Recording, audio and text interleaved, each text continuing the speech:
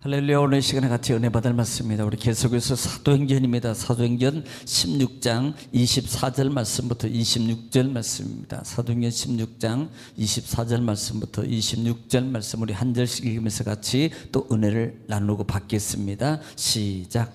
그가 이러한 명령을 받아 그들을 깊은 옥에 가두고 그 발을 착고에 든든히 채웠더니 한밤중에 바울과 실라가 기도하고 하나님을 찬송하며 죄수들이 듣더라.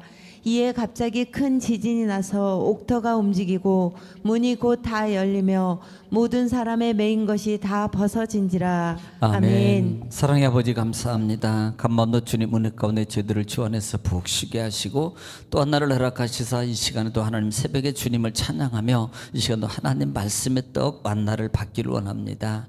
하나님 말씀은 하나님이시요, 말씀은 예수님이시요, 말씀은 성령님이시요, 영이시요, 또 하나님 말씀은 지혜요, 하나님 또 능력이요, 응답이요, 또 축복이요, 치유의 권세이오니 이 시간도 생명의 말씀의 능력과 치유의 권세와 능력을 하나님 저희들에게 풍성함으로 베풀어 주시옵소서.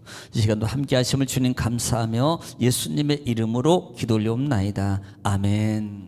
할렐루야. 오늘도 하나님은 여전히 말씀을 통해서 이렇게 말씀하십니다. 그러므로 하나님 말씀을 받을 때 우리는 매번 말씀을 받는 우리의 마음의 자세, 또 자세가 중요한데요, 내가 하나님 앞에서 하나님의 음성을 듣는다는 자세로 여러분 정말 신중하고 경청하고 사모함으로 여러분 샴마샴마하고 받으면 신명기 28장 1절로 14절의 말씀입니다. 내가 들어가도 복을 받고 나가도 복을 받고 너의 소유가 복이 되며 너의 하는 모든 일이 다 형통하게 될 것이라는 말씀이 그대로 이룰 줄 믿습니다. 또 우리가 말씀이 선포될 때마다 꼭 해야 될 말이 있습니다. 그 말은 하나님이 원하는 거예요. 그 말은 아멘입니다. 아멘은 하나님께 영광을 돌린다는 의미고요, 또 아멘은 하나님 말씀이 선포된 말씀이 그대로 내 삶 속에서 이룰 줄 믿습니다라는 신앙의 고백의 소리입니다. 또 아멘은 기도의 마음이 담겨져 있습니다. 그러므로 말씀이 증거될 때마다 아멘으로 하답함으로 여러분 말씀에 여러분 체험자가 되시기를 주 이름으로 축원합니다.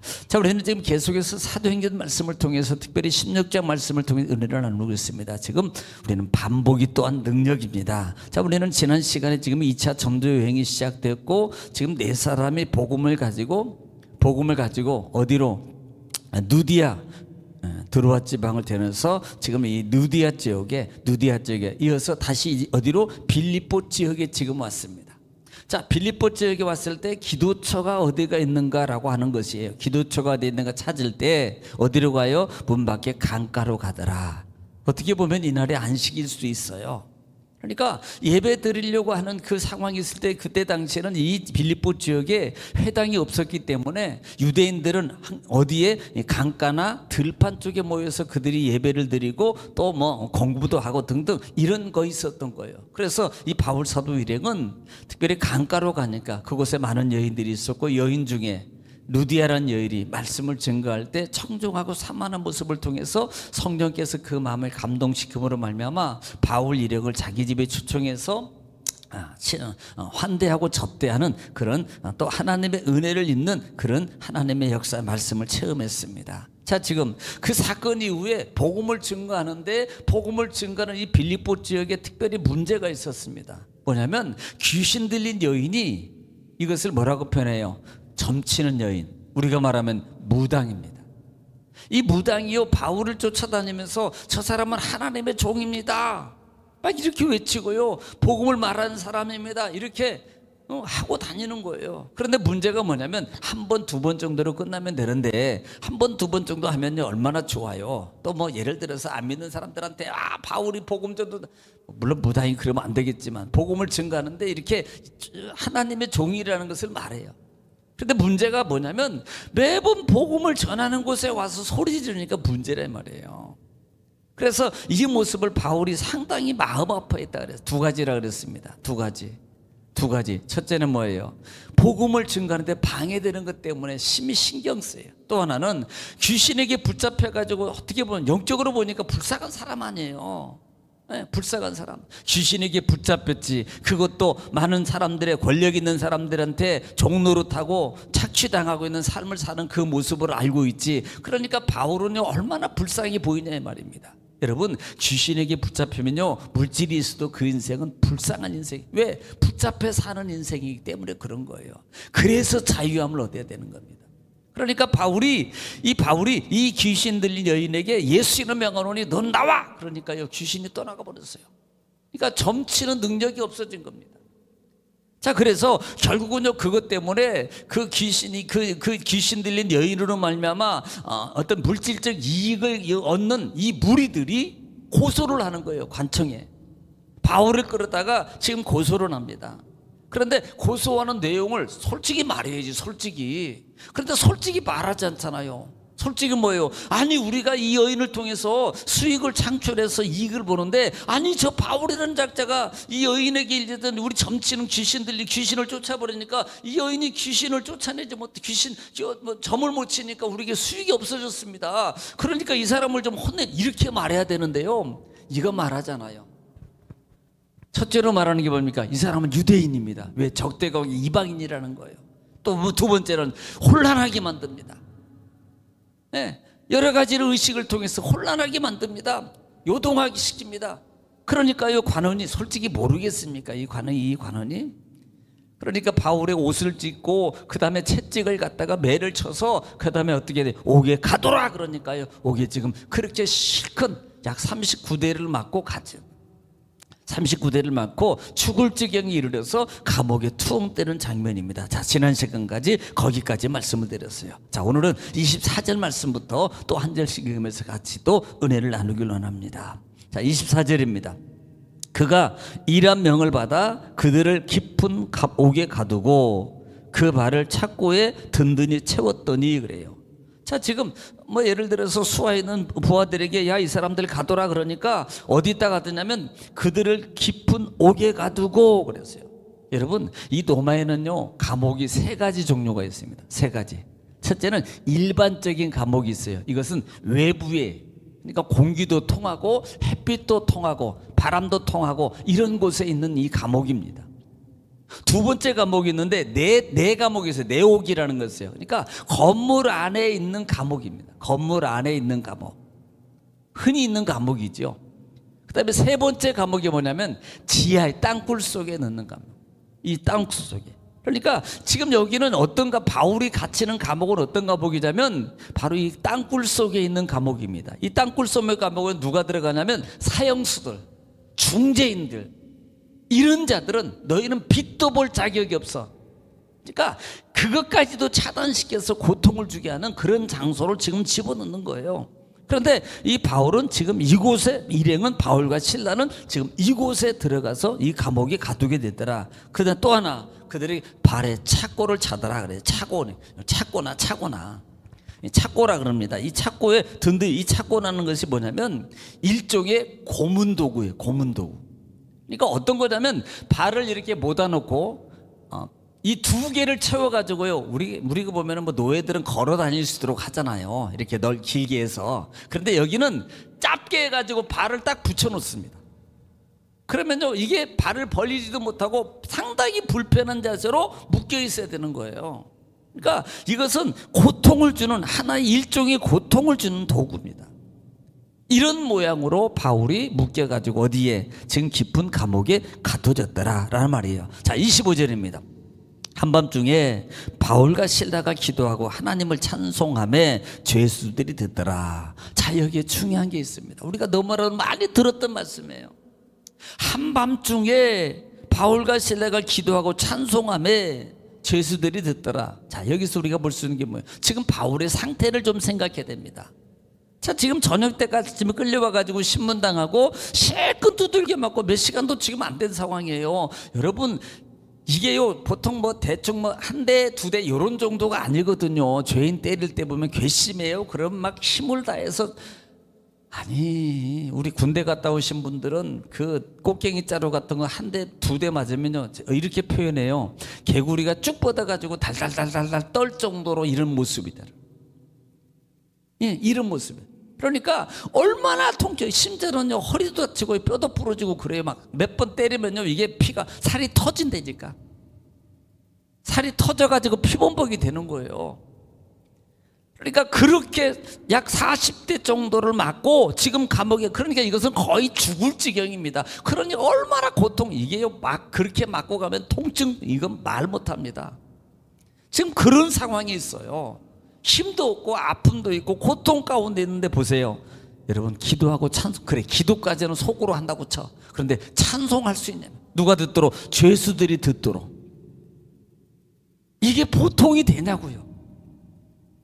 매질을 당하고 부자연스럽죠. 고통 가운데 있죠. 지금 이런 상황이, 어떻게 보면 이런 상황이 있으면요, 이 정도 돼야 돼요. 아이고 요렇게 있어야 된다니까요. 아이고 나 죽겠다. 막 이렇게 아이고 소리도 못 내, 그냥 신음소리만 내야 된다고요. 거기다가 심지어는 원망 불평까지도 나와야 됩니다. 하나님, 아이고 이렇게 해야 된다니까. 그런데 기도하고 찬양하더라. 할렐루야. 이게 믿음의 힘이에요. 이게 믿음의 힘이라고요. 그런 상황에, 그런 형편에, 그런 몸의 상태를 가지고 있음에도 불구하고 그 상황 속에서도 하나님을 찬송해요. 그 상황 속에도 기도하더란 말입니다. 저는 이것을 이렇게 봅니다. 자기와의 싸움이다. 원망하고 싶어요. 불평하고 싶어요. 솔직히 기도보다는 아픔의 신음소리가 더 나와야 됩니다. 그런데 그런 마음과 그런 생각과 그런 몸의 상태를 이기고 기도하고 하나님을 찬양하더라 이 말입니다. 할렐루야. 이것은 저는요, 자기의 싸움이라 그래요. 이것이 영적 믿음의 싸움이라고 말합니다. 이게 믿음의 힘이라고 저는 표현해요. 여러분, 바울이라고 특별한 사람입니까? 똑같은 사람이라니까요. 꼬집으면 아파요. 찔르면 아파요. 안 먹으면 배고파요. 똑같은데, 그런 똑같은 우리 상황이 있지만 바울은 예수 믿으니까, 사도니까 안 아팠겠다? 아니요. 똑같이 원망의 마음도 있고 똑같이 고통도 있습니다. 그런데 그 고통의 마음과 생각을 이기고 뭐 하더라? 오히려 하나님께 기도하고 찬양하더라. 할렐루야. 여기에 은혜와 능력이 나타나는 거예요. 여러분, 오늘 이 말씀 속에 우리가 봐야 될 중요한 부분이 바로 이겁니다. 여러분, 내 삶 속에 많은 어려움, 여러분 어려우면요 나만 있는 게 아니에요. 다 있어요. 죄송해요. 이것은요 여러분을 갖다가 뭐 하라고 그런 게 아닙니다. 믿음의 힘으로 바라는 거예요. 여러분, 오늘 지금 이 순간에도요 얼마나 많은 사람들이 배고파서 굶주려서 죽는 줄 아십니까? 나보다 더 많은 고통과 많은 문제 속에서요 자살을 꿈꾸고 죽을까 말까, 심지어는 연명을 달리하는 많은 사람도 있습니다. 지금 이 순간에도. 우리는 때로는요 이렇게 보십시오. 제가 이렇게 말하는 것은 나보다 더한 사람도 있다. 또 하나 더 중요한 것은 그것 보지 말고 하나님 보라 이 말입니다. 그것 바라보지 말고, 그 상황 보지 말고 하나님 붙잡으세요. 그리고 이렇게 시작하세요. 그럴 때 그 아픔이 있어요. 그 고통이 있어요. 그때 여러분 이렇게 보세요. 하나님께 기도하세요. 그리고 찬송해 보세요. 찬송 안 나와요. 그런데요 때로는 찬송해 보세요. 여러분, 때로는 찬송하다가 울기도, 눈물, 왜? 서러워서. 그래도 해요. 계속 찬송해 보세요. 찬송하다 기도하다, 이게 찬송인지 기도인지, 찬송이 기도가 되어가지고요, 아버지, 나중에 찬송하다 보면요 찬송이 기도로 바뀌어가지고요 눈물인지 콧물인지 기도로 찬송. 여러분, 하나님의 은혜의 역사가 나타나요. 그 속에 때로는 회개도 오고요, 자기도 바라보고요, 그 다음에요 하나님의 응답도 받고요, 하나님의 역사도 체험하고요, 능력도 체험하고요, 병도 고침받고 문제도 해결받는 역사가 일어나더라 이 말입니다. 할렐루야. 오늘 이 바울은 그런 고통 중에 기도하고 찬송해요. 이건 쉬운 것이 아닙니다. 그러나 할 수 있습니다. 할렐루야. 여러분, 싸우십시오. 자, 26절입니다. 26절에 이에 갑자기 큰 질이 나서 옥토가 움직이고 문이 곧 다 열리며 모든 사람의 매인 것이 다 벗어진지라. 할렐루야. 이런 역사가 나타나는 거예요. 그런 상황이었어요. 힘들어요, 어려워요, 아파요, 고통스러워요. 그때 어떻게 하라고? 기도하고 소리내서 찬송하면 지금 여기서 갑자기 큰 지진이 나요. 옥토가 움직여요. 곧 문이 열려요. 모든 사람의 매인 것이 다 벗어집니다. 여러분, 통합적으로 보면은 벗어지는 역사, 질병으로부터 벗어나고, 물질의 고통부터 벗어나고, 근심과 고통에서 벗어나고, 아픔에서 고통에서 벗어나고, 질병에서 벗어나는 모든 것들이 다 벗겨지는 역사가 일어나게 되어 있습니다. 뭐 하면? 기도하고, 그 상황 속에 있을 때 기도하고 찬송하면. 기도하고 찬송으로 바꿔버리면 하고 싶어서가 아니라 하기 싫어도 하는 거예요. 왜? 하나님의 능력을 믿는 사람이기 때문에. 그랬더니 기적이 일어난다 이 말입니다. 할렐루야. 고난 중에 기도하면, 찬송해야 하면 기적이 일어납니다. 뭐가요? 문이 열리고 매인 것들이 풀려지는 역사가 일어났더라 이 말입니다. 이것이 찬송의 표적이요 기적이요 역사가 나타나는 거예요. 여러분 기도하세요. 찬송하세요. 그럴수록 더 기도하세요. 그럴수록 찬송을 막 더 크게 해버리세요. 까짓 거 어차피 기적의 주인공이 된다 이 말입니다. 해결된다 이 말이에요. 여러분 시편 69편 30절 말씀에 보면은 우리가 찬송의 여러 가지 성격이 나타나는 말씀의 은혜가 있습니다. 한번 보겠습니다. 시편 69편 30절 말씀입니다. 한번 들어보시기 바랍니다. 시작. 내가 노래로 하나님의 이름을 찬송하며 감사함으로 하나님을 위대하시다 하리니. 예, 31절에 이것이 소 곧 뿔과 굽이 있는 황소를 드림보다 여호와를 더욱 기쁘시게 함이 될 것이라. 자, 이 말이 무슨 말이냐면 하나님 앞에 고통 가운데 찬송하는 것이 뭐예요? 31절에 이것이고 소와 곧 뿔과 굽이 있는 황소를 하나님께, 큰 황소를 하나님께 드리는 것보다 낫대요. 이 말은 하나님이 기뻐하신다 이 말이에요. 뭘? 찬송을 황소보다 찬송을 받으신대요. 할렐루야. 그러니까 찬송해야 되겠어요? 더 해야 되겠어요? 많이 해야 되겠어요? 많이 해야 되겠죠. 할렐루야. 찬송을 해야 된다니까요. 네. 한번 여러분 150편 시편 150편 또 볼 거예요. 히브리 13장도 볼 거고 히브리 시편 150편 우리는 150편은 마지막 장입니다. 마지막 마무리하면서 할렐루야 하는데 6절에 한번 볼게요. 6절 마지막 절 시작. 호흡이 있는 자마다 여호와를 찬양할지어다. 할렐루야. 예, 마지막에 호흡이 있는 자마다 여호와를 찬양. 여러분은 영적 호흡이 있는 하나님의 사람은 뭐하라고요? 찬양하라는 거예요. 할렐루야. 이것을 히브리서 기자는 히브리서 13장 15절 말씀에 뭐라고 표현한지 보겠습니다. 한번 보겠습니다. 시작. 그러므로 우리는 예수로 말미암아 항상 찬송의 제사를 하나님께 드리자. 자, 찬송을 하나님께 항상 하나님께 찬송을 부르자는 거예요. 이걸 제사라고 표현해요. 그러면 이는 그 이름을 증언하는 입술의 열매니라. 자, 이것을 찬송은 한마디로 입술의 열매라고 말하는 거예요. 할렐루야. 찬송하면 열매가 나타나요. 하나님이 들으셔요. 기적을 베풀어 주세요. 옥문이 열리고 차구가 풀려지는 역사가 일어난다 이 말입니다. 그러니까 찬송하면 옥문이 닫혔다는 말은 인생이 꽉 막힌 거예요. 둘러싸요. 그러니까 찬송할 때 막혔던 인생의 문제, 물질의 문제가 다 열려지는 역사가 일어나는 거예요. 할렐루야. 영적이 열려지는 거예요. 또 하나 착고가 벗어진다는 것은요, 우리가 묶였던 흑암의 권세가 물질을 막고 있고 질병을 통해서 우리를 묶고 있고 그 다음에 고통과 근심을 가져가지고 와가지고 우리를 묶고 있는 그런 모든 묶였던 것들이 뭐 할 때 기도하고 찬송할 때 뭐 하더라? 다 벗겨지더라. 할렐루야. 여러분 찬송으로 여러분 삶의 모든 문제가 다 벗겨지는 참 자유자가 되시를 주님을 축원합니다. 여러분 마지막으로 한 번 또 보겠는데요, 우리가 사무엘상 16장 보면은 사울에게 악신이 들렸어요. 악신. 그러니까 악신이 들리니까 이게 난폭해지는 거예요. 난폭해지는 겁니다. 그런데 이 난폭한데 그 악신이 들렸던 귀신이 쫓아나는 역사가 16장 33절 23절 말씀에 있습니다. 사무엘상 16장 23절 시작. 하나님께서 부르시는 악령이 사울에게 이를 때에. 자, 사울에게 이를 때에 그 다음에 다윗이 수금을 들고 와서. 자, 다윗이 수금을 들고 왔어요. 뭐 하려고? 찬양하고 탈라고 악기를 통해서. 그 다음에 손으로 탄즉 사울이 상쾌하여 낫고 악령이 그에게서 떠나더라. 뭐예요? 사울이 상쾌하게 낫고 그에게서 악령이 떠나더라. 할렐루야. 여러분 찬송하면 이런 역사가 일어나요.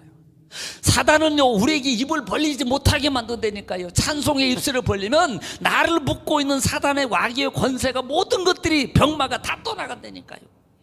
이보다 더 쉬운 기도, 이보다 더 쉬운 능력이 어디 있어요? 찬송만 하면 된다니까. 할렐루야. 일단 한번 해버리시라니까.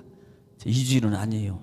할렐루야. 그런 역사가 반드시 일어나기를 믿습니다. 여러분 영적 마귀로부터 자유함을 얻기를 원하세요? 고통 가운데 벗어나기를 원하세요? 근심 가운데서 자유함을 얻기를 원하세요? 바뀌었던 물질의 문제가 질병의 고통에서 벗어나기를 원하세요? 뭐 하세요? 기도하고. 그러니까 찬송하라. 어떻게? 소리를 내서. 그러면 여러분은 참 자유자가 됩니다. 해방자가 됩니다. 할렐루야. 이 말씀을 붙잡고 오늘 또 우리 나라민족 우리 교회를 위해서 여러분 가정과 자녀를 사업장을 직장을 위해서 주 아버지 통성으로 하나님께 간절히 기도하겠습니다. 주여 걸어가시고 자비로우신 아버지 은혜와 사랑을 주님 감사합니다. 하나님께서 우리를 사랑하시고 오늘 또 말씀을 통해서 큰 은혜와 은총과 능력을